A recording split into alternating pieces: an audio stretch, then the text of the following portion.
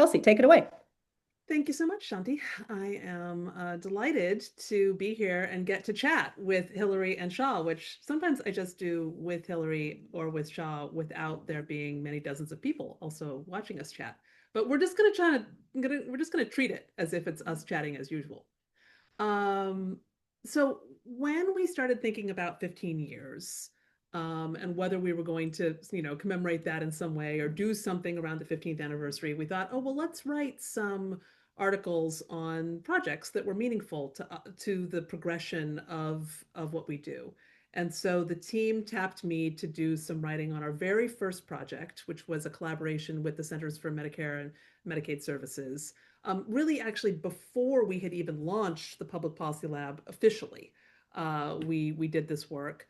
And I wrote a blog piece, which maybe one of my colleagues can drop into the chat so everybody can see it, sort of reflecting on that. And really what I found as I tried to remember what we were doing 15 years ago when we started PPL was, wow, what did we think we were doing? Did we have some grand plan? Absolutely not. Did we have any idea that we would be where we are now 15 years ago? No, certainly not.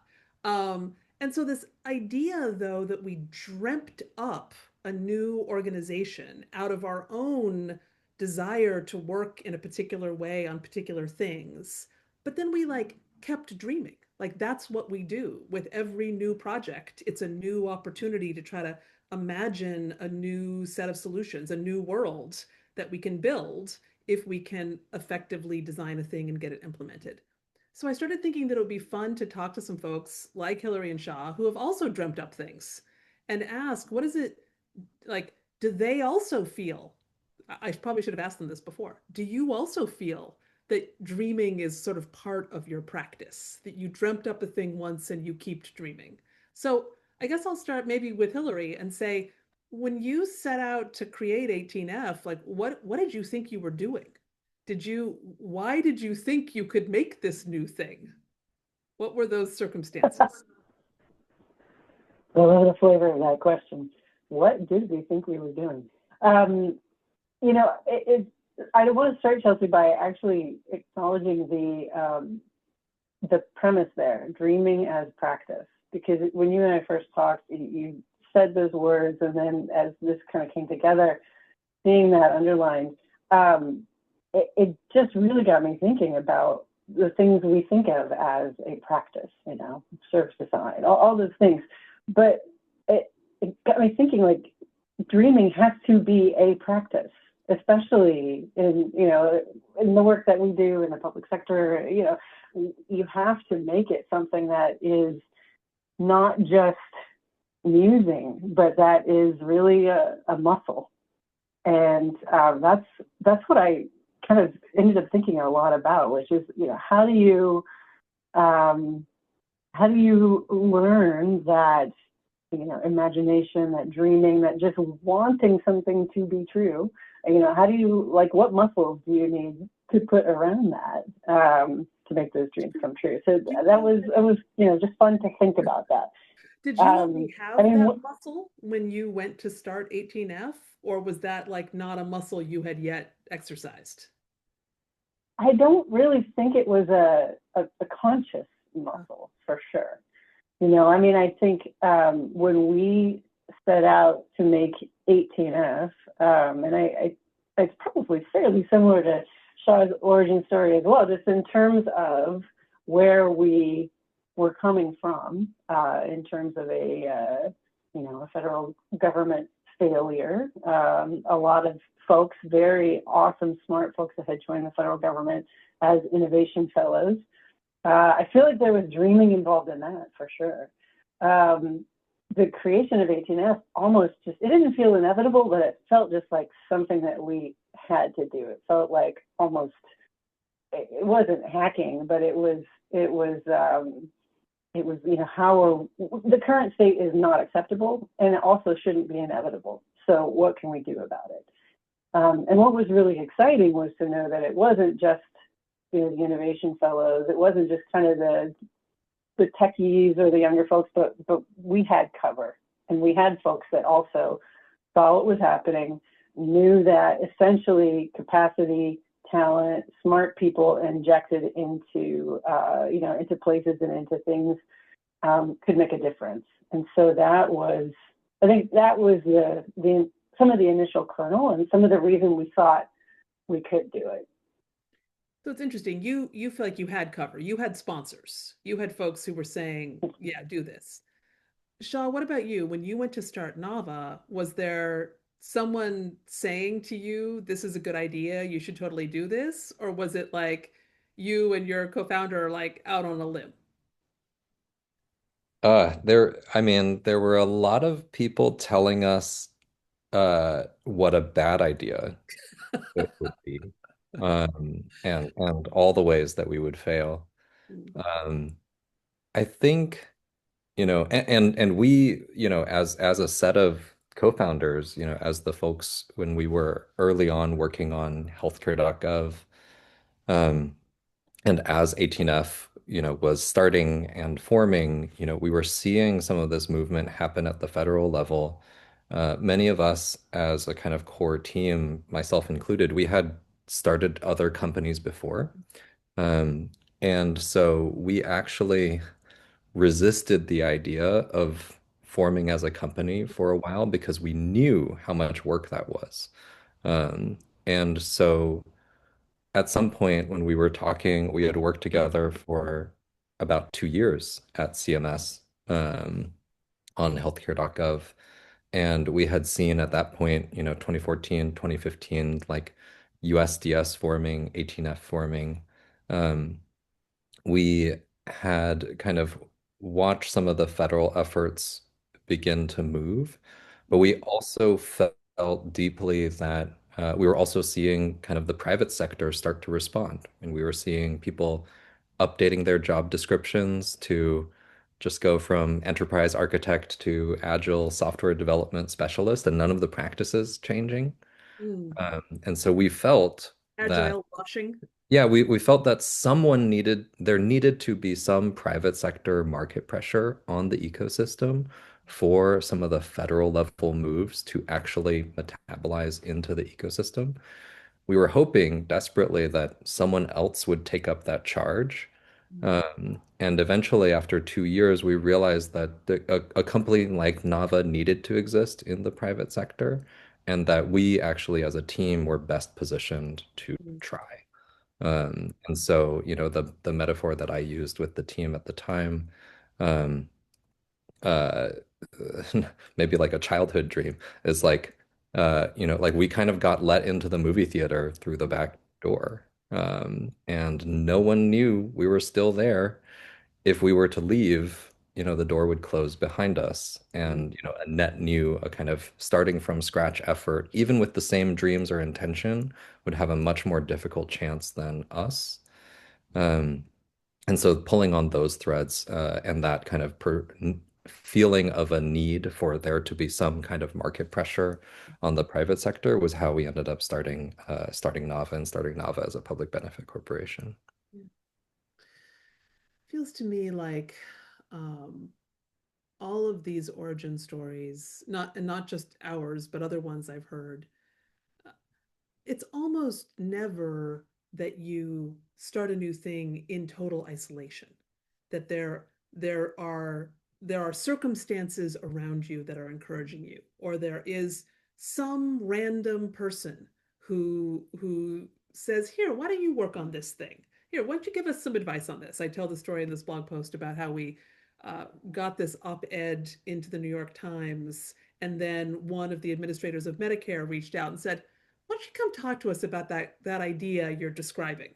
That the beneficiaries' needs can be what drives the design of tools."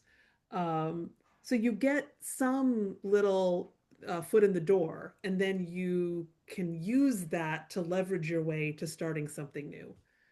But along the way, since you've only had you've snuck in the back door of the movie theater, or you've gotten the one invitation, there are all kinds of people who are like, "I don't understand what you're talking about, or what you want to do, or why I should trust you." Do you have either of you any sort of memory of that moment? Either either the moment when you're like, oh, this is how I can get them to believe that what I'm proposing is reasonable. It's working. Or the moment where you like really thought that somebody was going to get it and they totally did not buy your dream. Your dream was just a fantasy to them. Do you have either of you memories? I, I'm so curious, Hillary, your perspective. Um, I can share, I think, I actually like learned this through, I think, through frustration. Mm.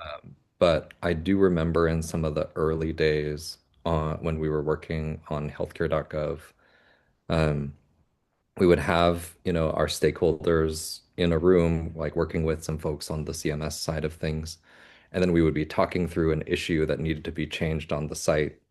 And I would get incredibly frustrated because one of our engineers would just break eye contact and open up their laptop and start fixing it, or like updating the content. And I personally, I would be so annoyed. I would like, this is so disrespectful. You're like completely disengaging from the stakeholder who has so much experience.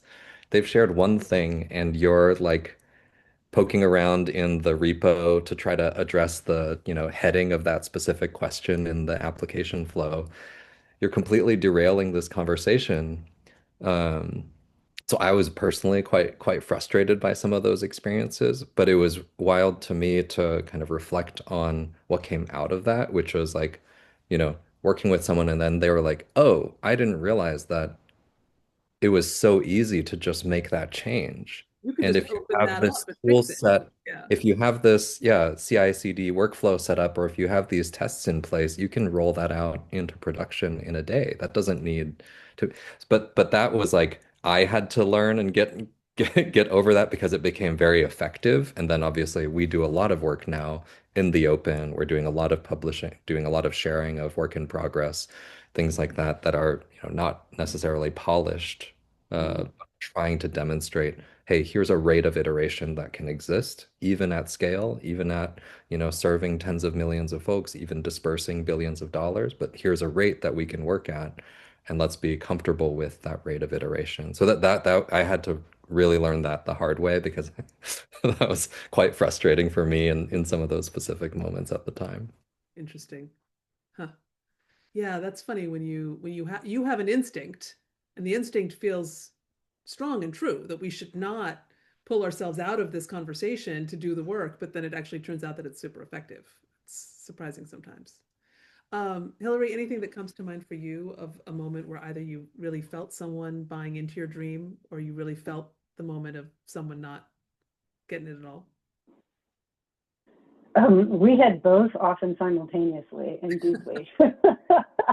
Ironically, it was often folks, so 18F was situated in the General Services Administration, and ironically, it was often the folks in GSA who were our biggest hurdles, I will call them. I mean, of course, we had folks in the private sector saying, we don't need this, this is going to fail, what are you even thinking? But every time we were able to essentially do what Sha just described, we were able to have an impact down the chain and in other departments, etc. I remember it was actually Aaron Snow, one of my co-founders there, who had a meeting with someone and essentially did exactly what Sha just described. They had a 10-minute conversation about the problem, and he said, "Oh, you mean something like this?"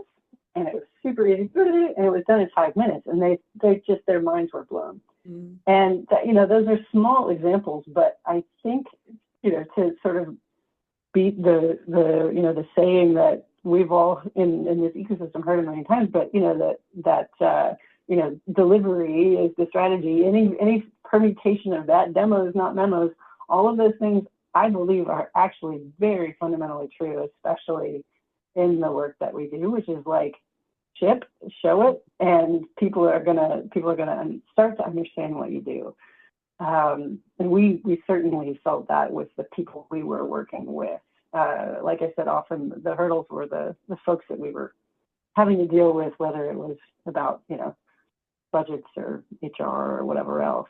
But anytime we were actually able to do a thing, those were the stories that you have to sort of build on and tell. Yeah. I'm feeling a recurrent envy I've felt over the last 15 years, which was, God, the public policy lab should have gone into civic tech from the very beginning, because you can just like make a change and show it, you know? Whereas, of course, the problem with having decided to follow service and policy design is that it's difficult to make the system, show its update in the same way. But this was well, we really borrowed from the GDS in the UK. Yeah. In terms of their ethos of just trying to work in the public. Right. I mean, we were open source, just talking about what we were doing from the beginning, whether it was blogging or just putting everything we did on GitHub, which I think from a community perspective and from a client perspective, that was, I think, a huge piece of just building that trust. Right. Really allowing people to see what it was you were doing and be able to interact with it. I want you to move your brain forward in time a little bit and think about some moment where you're up and running. It's past the moment of launch. You guys you've begun to deliver. And then there's some project that you're excited about, some piece of work that really matters to you, and it fails. It it doesn't get deployed. It crashes and burns for one reason or another. And you don't have to tell me if you want to talk about what that thing was, that'd be great. People are always interested in those stories. But even more, I'm interested in how that affected your dreaming. Like there was a thing that you cared about a lot and you had invested a lot in trying to make it work. And then for whatever reason, often reasons outside of your control, it doesn't work. How does that change how you think about the scope of your own imagination? And I'll give you one brief example from PPL.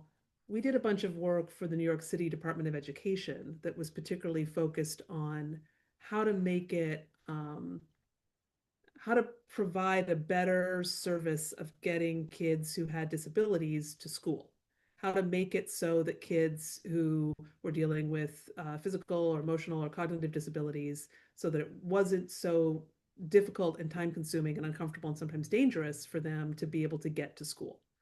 Did a bunch of work around this. Staff, rode around on school buses, got into pretty deep conversations with people who were driving buses, spent a bunch of time at schools, had a bunch of schools lined up, interested in piloting some of these innovations that we had co-developed with school staff and with families. And then we couldn't move it into pilot. We couldn't get it out the door.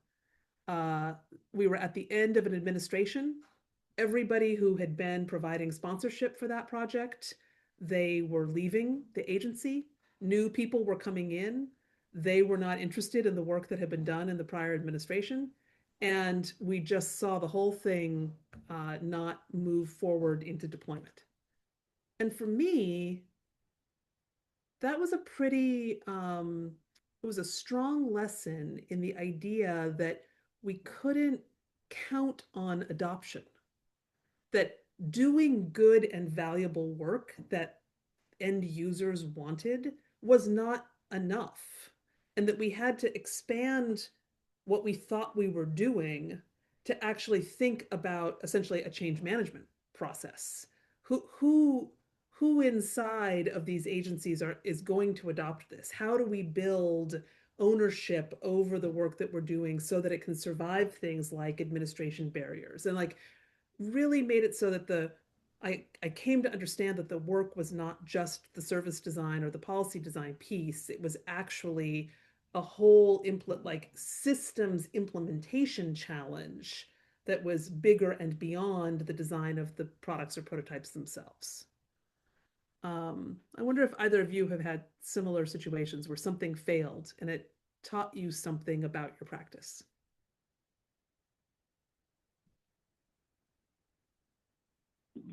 Chad, do you want to go?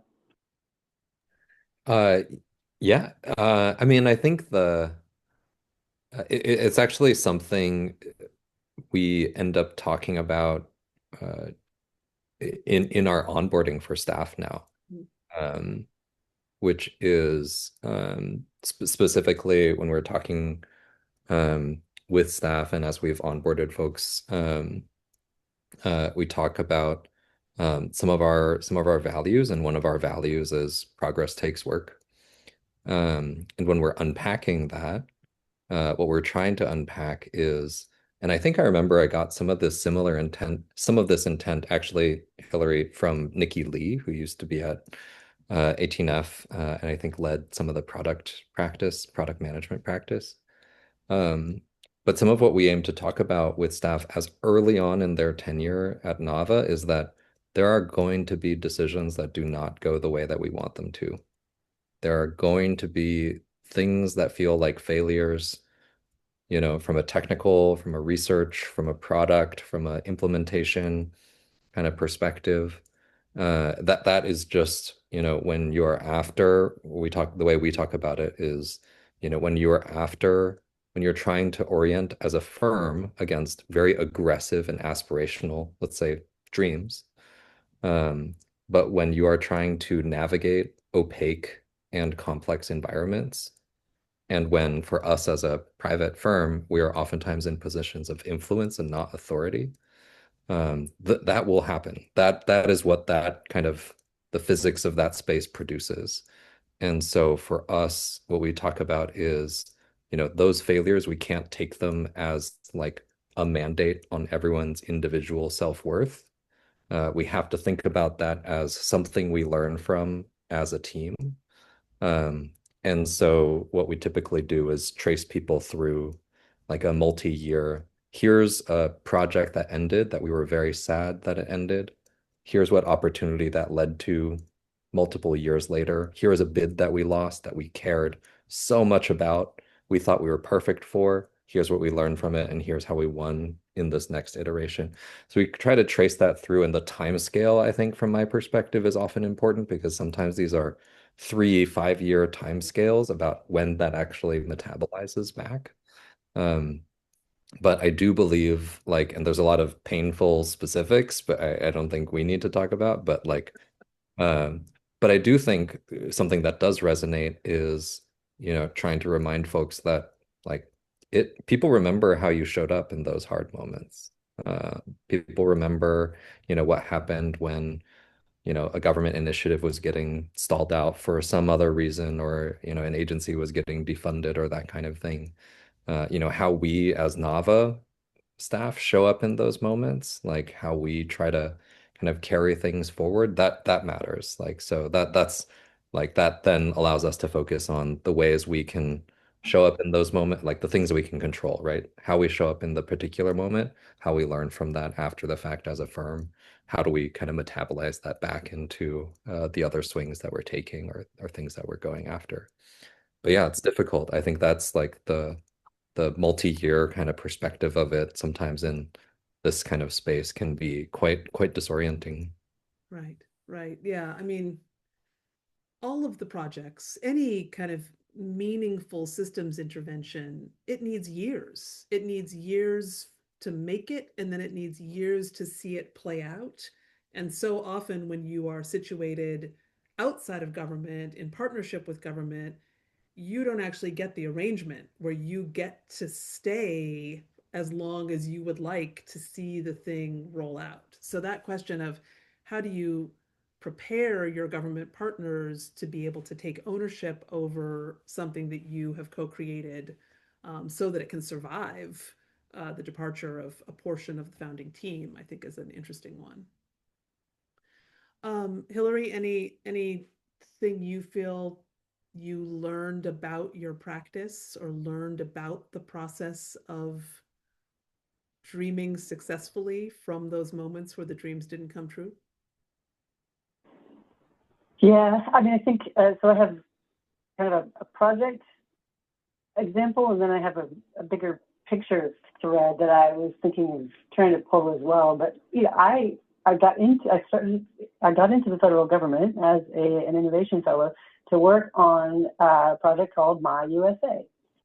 And if you can picture the internet 13, 14 years ago, it was all about my dot whatever, and everybody was trying to make those customized portals. And I think folks knew that that wasn't necessarily what this should be, but there was a root in that. And so anyway, two different classes of innovation fellows worked on this. I came in to sort of take it from where the prototype started with the first class, and our group was thinking about, okay, how do we get agencies and departments to buy into this? We wanted it to be like your single window into your government, so you could see who was doing, who was opening certain data, who was interacting with you and in different services.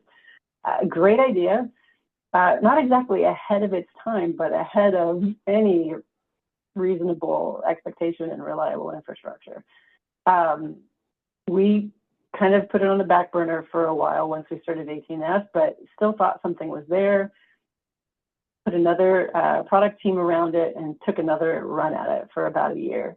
And there just wasn't anything that could materialize. There weren't enough APIs. There wasn't enough sort of cross-silo collaboration happening. There wasn't really a way to accomplish what we wanted to accomplish. And so, what we had to sort of let it go. And it was hard because everybody believed in what we were trying to do with this project, after a couple of years. But what's the horrible phrase, kill your darlings. Once we were willing to actually take a look at what we had, what lived out of My USA is login.gov. So, there was good that came from it, once we were able to sort of say, what is here that is actually viable, that is really needed, and that we think we can get people behind. Yeah. And so that's positive. And I think that's the learning is you may have big dreams, but sometimes you have to narrow the scope. And that's what we did with My USA. The murdering of the darlings is crucially important. We used to actually have a thing we called Murdering Tuesdays, where the team would gather every Tuesday to look at the prototypes that were under development and kill some, so that there was the ability to focus more on what would go forward more effectively. I see that we've got some questions in the chat, and one of them actually relates to something that I wanted to ask you both. Kate asks, can you talk about dreaming at a time when government is broken? There's opportunity and a scary blank page problem when you're looking at spaces with no system to work with / against, and no team left to guide design or implementation. So Kate's asking a question about this particular moment.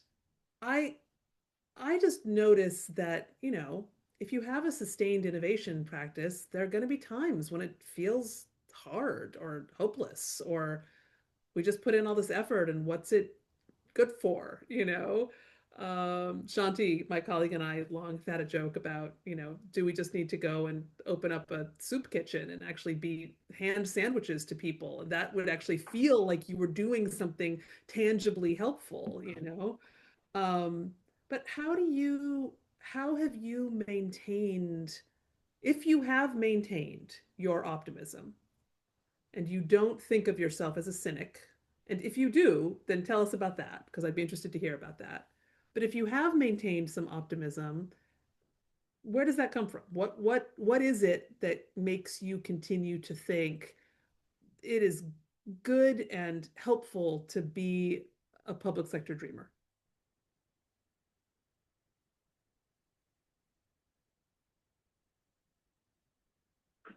I find myself these days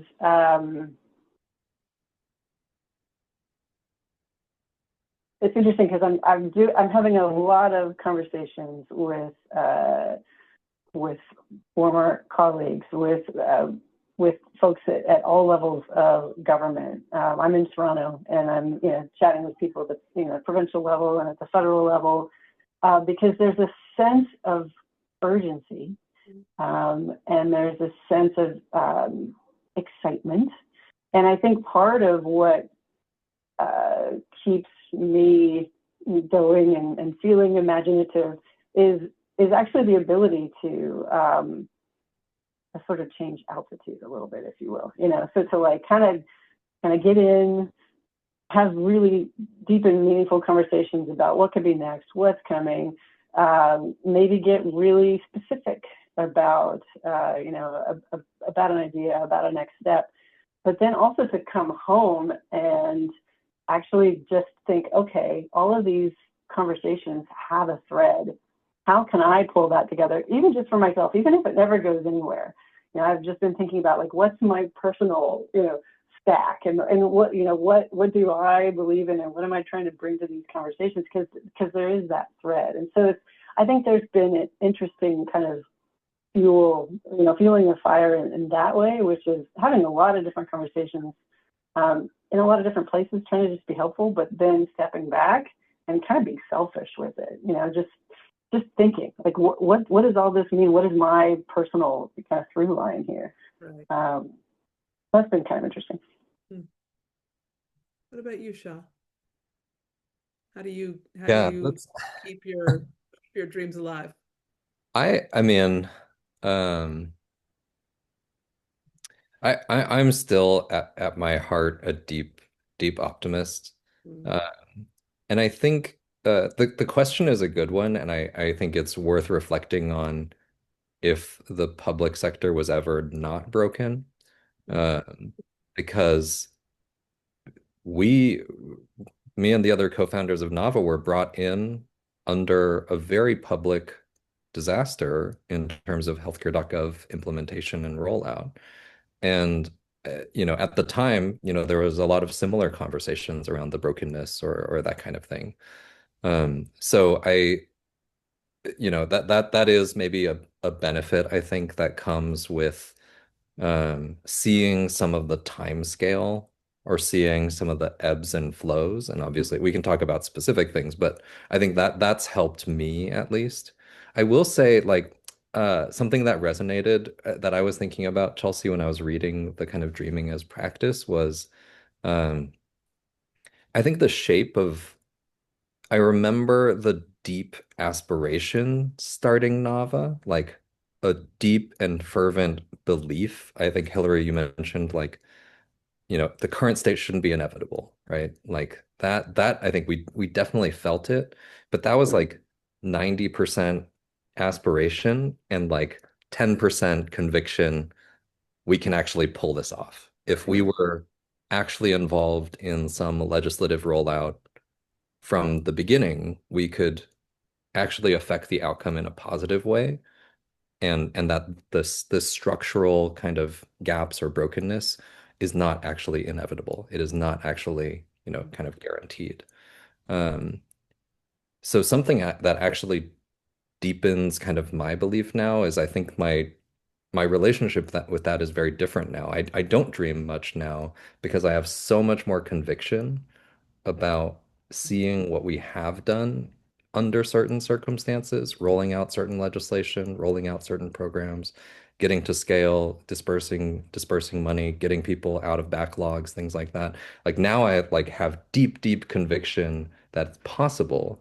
And then now I focus my energy on like how to make sure how to find the ways to kind of find the path forward to set up those conditions for it to be more possible, more likely, more sustainable long term. But that's a strange shit where it doesn't feel necessarily like dreaming anymore. Now it feels like, okay, I have seen it. Like I have seen it happen in Yes. practice. And now I can't shake, Yeah. now I can't walk away from that Yeah. feeling because Huh. I know that it's possible. Right. Um, with a So you deep level. answer the question in my subtitle, which is dreaming still dreaming if your dream keeps coming true? So Yeah, for yeah, you, I don't know. Yeah. Hillary, you've seen your dream come true. And so now you're like, no, this is just a thing. It's a practice. It's not a Yeah, dream no, anymore. this is yeah, Yeah. we Yeah. have to like Right. so that's I mean that's like a biased perspective, but Right. um Interesting. yeah. See, that's interesting because I feel like in my own practice at PPL, and this is really me more than the organization, I feel like at every point where it feels like we have some real new deep insight about how to practice and how to practice effectively, that's great. But then I'm pretty much ready to start thinking of some new way of practicing. And that I think is just my own personality patience, and I can't even hear my colleagues groaning right now, but I'm sure they are hearing me say this. But it's a so I think for me, the dreams suggest that I should dream differently. Like if the dreams start coming true, then I need to have new dreams. I don't know. Hillary, what do you think? Where do you fall in this spectrum? If it's a spectrum, Oh gosh. it's a circle. Yeah. I don't know, Chelsea. I don't. You've had good dreams. I would hate to tell you you need newer and different and better dreams. You've had good dreams. Yeah, I just think there's certainly at least in my life and my practice, a sort of a cyclicalness, a cycle of the dreams coming true, but then also um, shattering. um, I mean, I laugh because it's painful, but so looking at what happened to AGNS and even in Ontario, we created the Ontario Digital Service. I spent 6 years running an awesome team, and as soon as the let's call it the chief dreamer wasn't there protecting it, it got broken apart and subsumed and kind of eaten by things around it. Right. And there's something there as well. Like when I talk to people about it, I don't say that you need a chief dreamer, but I do think like we have to get past, especially in civic tech, especially kind of in these public sector teams and projects, we have to get past like kind of one person hero things. This stuff can't be built on heroism and one person's dream. And not that it was my singular dream, but like it needs protection. It needs It practice means from other folks institutionalization, as even if well. it's an innovation process, which is an Yeah, interesting tension. Yeah. You're actually exactly. kind of Yeah. anticipating one of the other questions an anonymous attendee asked, which is they said it's encouraging to see a focus on scale for government innovation work. What's important to emphasize with successful scalable work in government, and what are the lessons from the last 10 years? I think you're saying one of the lessons is that if the success of the innovation practice is really dependent on some single sponsor or some single leader of that effort, then it's not going to be sufficiently flexible or durable. Sha, are there other things that come to mind for you as kind of like a big lesson to be learned as we're looking at sort of building the next 10 years of innovation? Like what do we need to make sure we either definitely do or definitely don't do um, for the next phase of this work? Oh man, so many thoughts. Uh, I mean, I think even reflections like this are valuable, right? Like sharing kind of past reflections forward to broader audiences, not just, us talking amongst ourselves, Yeah, That I think is a quite a valuable practice. I think there's been ways that in a kind of civic tech type of ecosystem, we've talked a lot to ourselves and not kind of brought things outward, brought things outer to broader groups or broader audiences.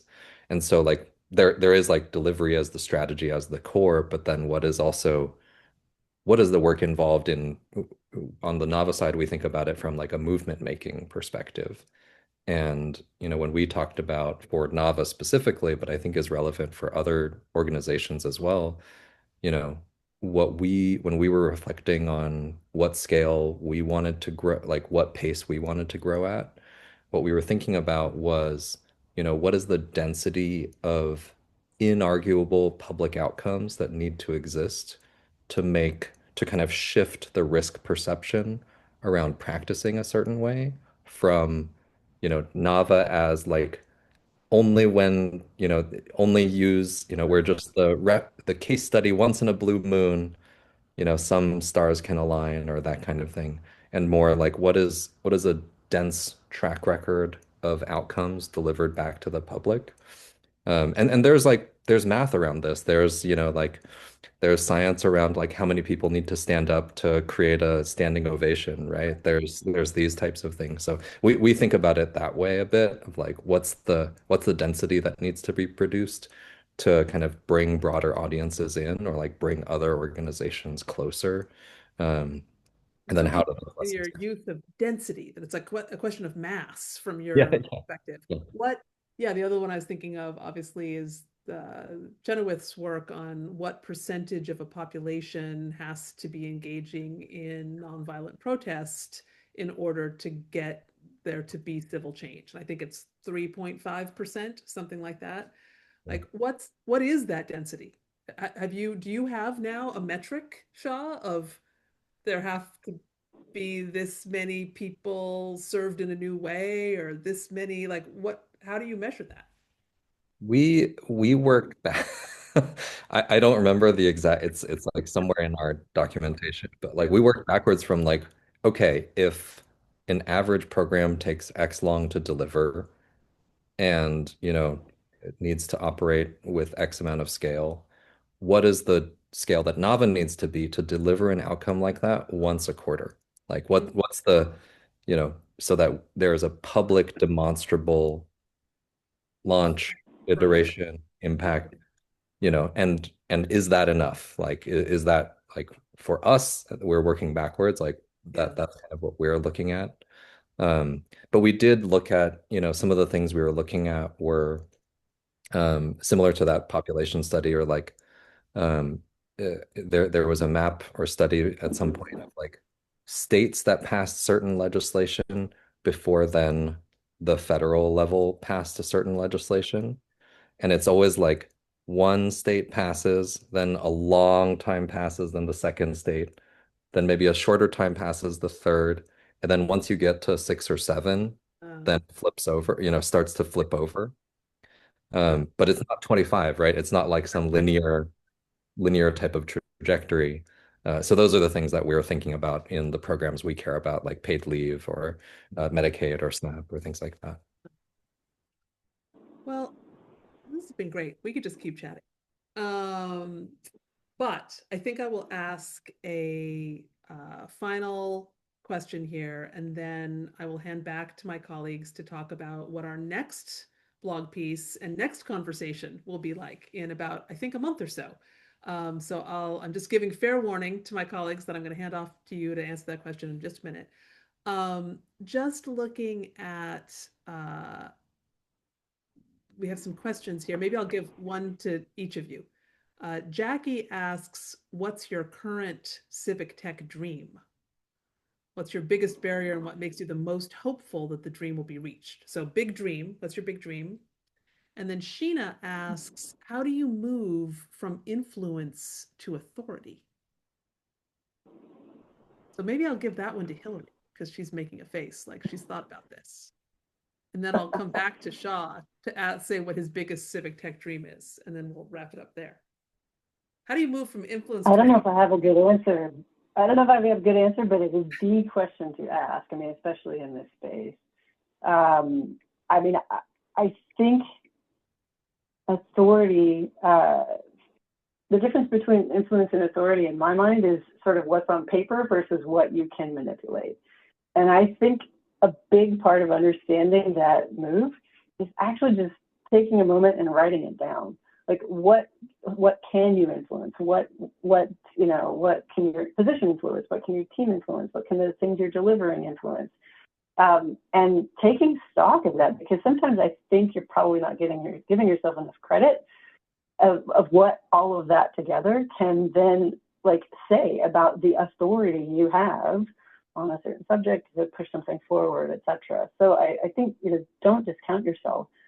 Also, Shah used a word earlier just about the conditions that are necessary surrounding all of this, and I think that's a word that I latched onto many years ago to try to explain what we were trying to do with these digital service teams. Yes, we were going to deliver things, and hopefully deliver things that actually were good and useful and helpful to people to get what they need.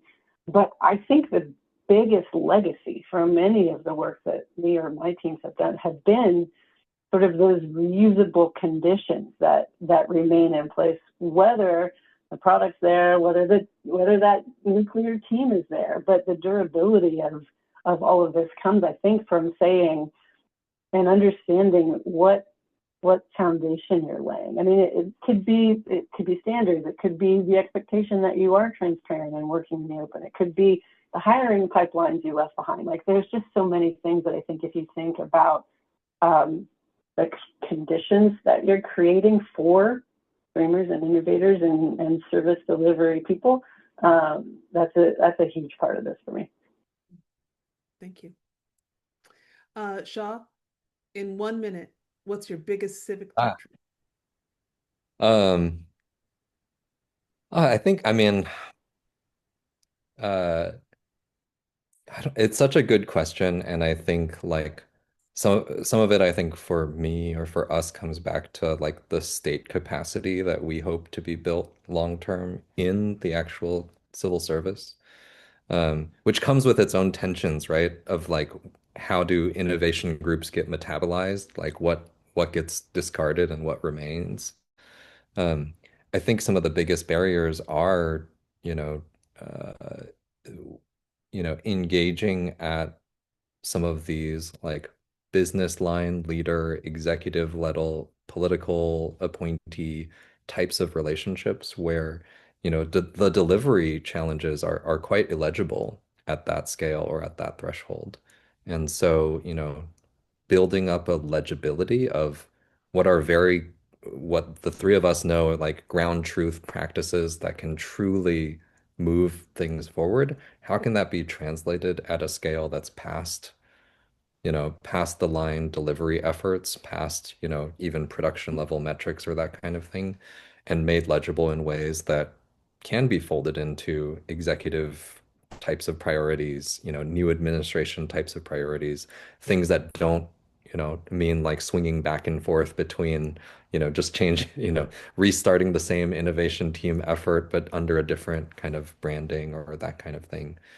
So I think those are real barriers, but I do have hope that these types of dreams can be made progress on. Again, partially because of these types of conversations, partially because of what I see of like people reaching real milestones in the space. People have spending like real time, real decades and not losing that dreaming, like not losing that kind of aspiration or the conviction or the kind of the fire that brought them into the space in the first place. I still see that.